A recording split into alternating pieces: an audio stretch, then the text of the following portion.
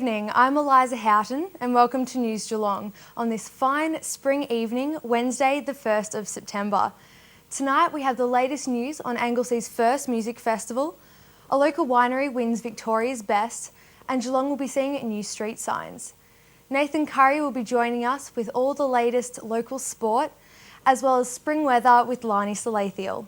But first, two of our local Geelong surfers, Emma Webb and Greg Brown, have come away with prizes at the Australian Surf Championships held in New South Wales, as Debbie Meany reports.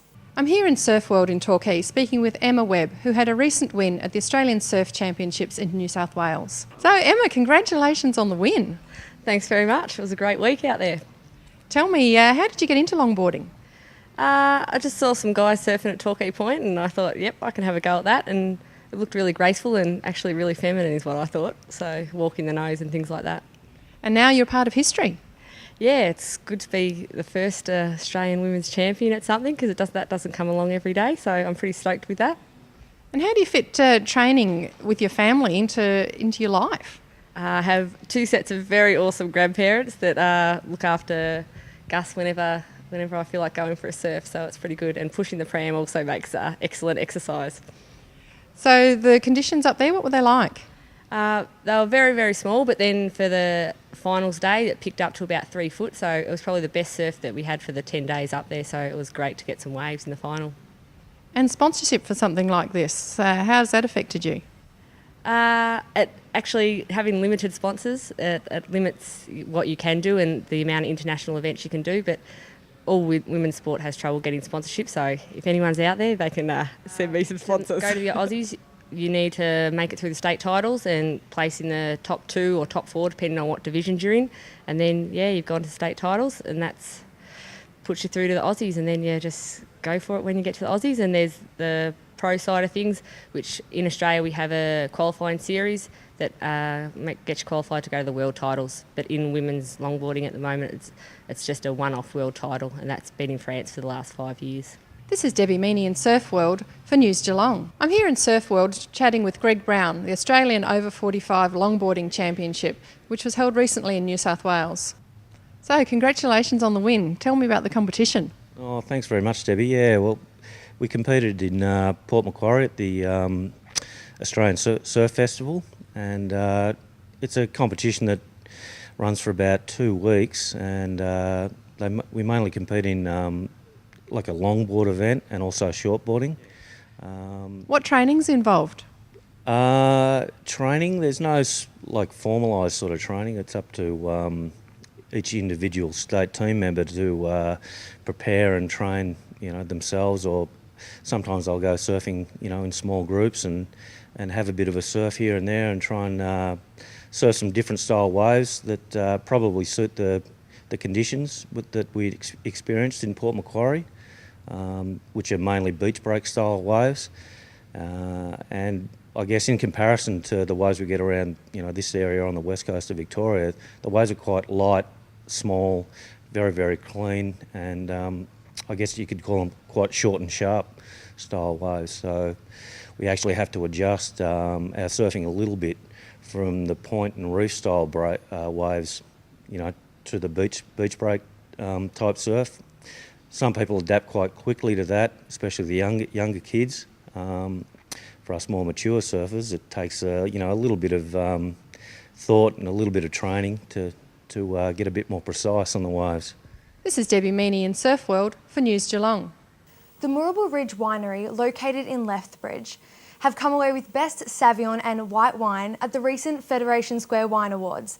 Merle Friend speaks to owner Tim Harrop.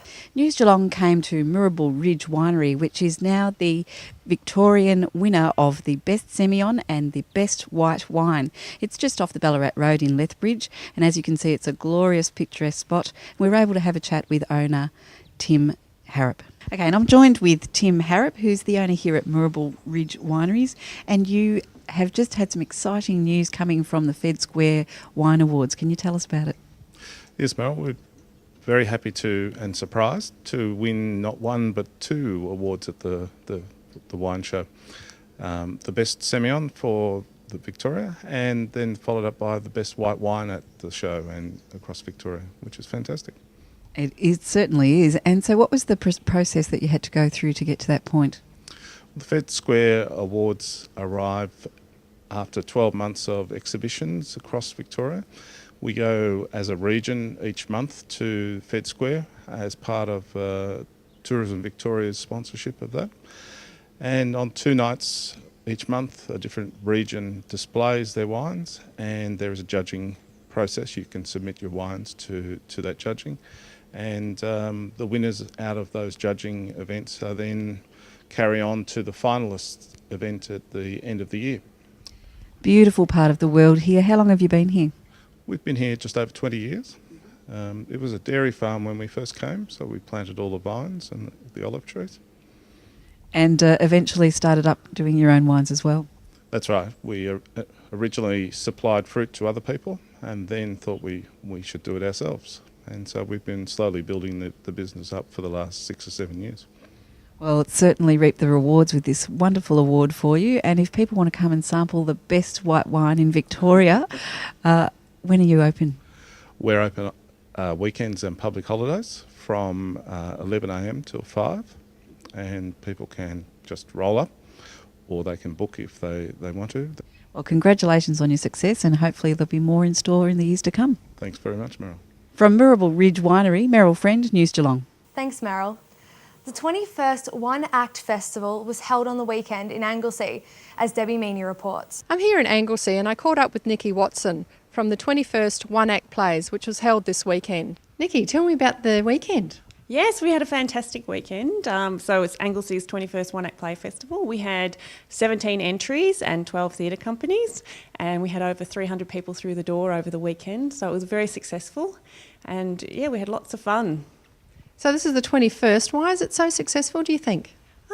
I've jumped on board in the last 5 years, so I really can't answer that. I guess there's just a niche of people out there who are just really interested in theatre, and this is just some way for them to pursue it.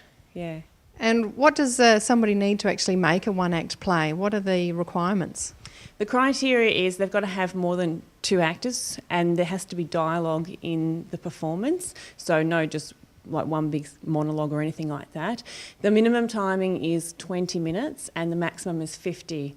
So they can put on comedy, drama, absurdist piece, whatever they like, and they give me the script prior to the performance, and I peruse it, and also the adjudicator does. And then they just go for it, really. So yeah, not a huge criteria, but there are a few small rules. So there were a number of categories this year? Yes, we had 13 awards. We always have Best Production first, second and third, Best Male Actor, Best Female Actor, Best Supporting Male, Supporting Female, Adjudicators Award, Youth Award. There's plenty of awards up for grabs. There's over $1,500 in prize money. We're well supported by our sponsors, Alcoa and the Bendigo Bank, so we're really lucky. Without them, it wouldn't get up and running. This is Debbie Meany in Anglesea for News Geelong. Thanks, Debbie. This is News Geelong here on Channel 31 Analog and Digital 44, as we go to a quick break and return right after this with more news.